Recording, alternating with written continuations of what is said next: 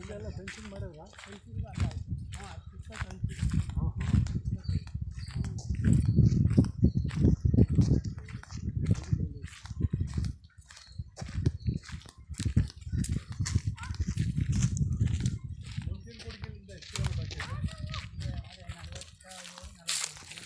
ನಂಜನಗೂಡಿಗೆ ಟೆಕ್ಕಿಲ್ದಂಗೆ ಬೈಸಲ್ಲಿ ಹೋಗ್ಬೋದು.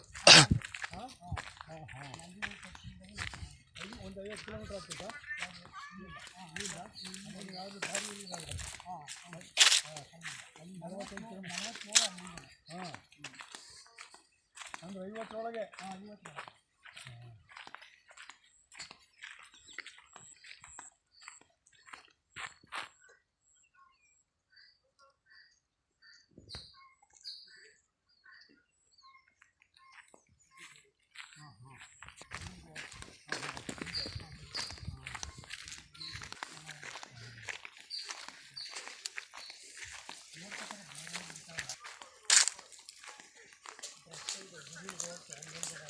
ಮುಂದ್ಗಡೆ ಜಮೀನು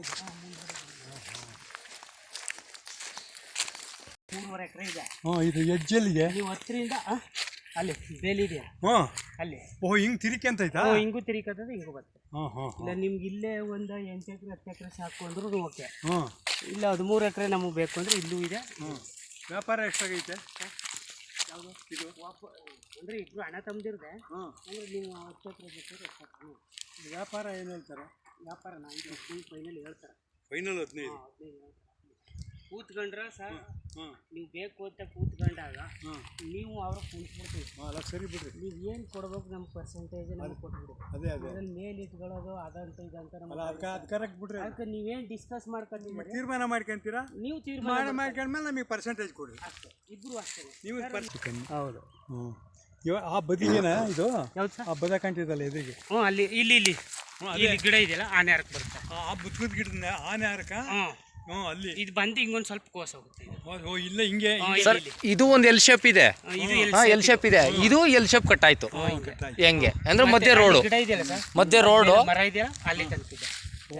ಅಲ್ಲಿವರೆಗೂ ಅಲ್ಲಿವರೆಗೂ ಇದೆ ಆ ಮರ.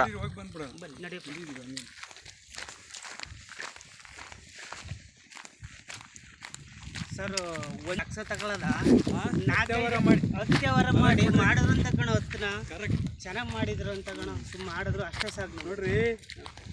ಮನುಷ್ಯನಿಗೆ ಆದಾಯಕ್ಕಿನ್ನ ಅದು ಒಂದೇ ಲೈನ್. ಅದು ಇದು ಹಿಂಗೆ ಬರ್ತದೆ. ಸರಿ ಸರಿ.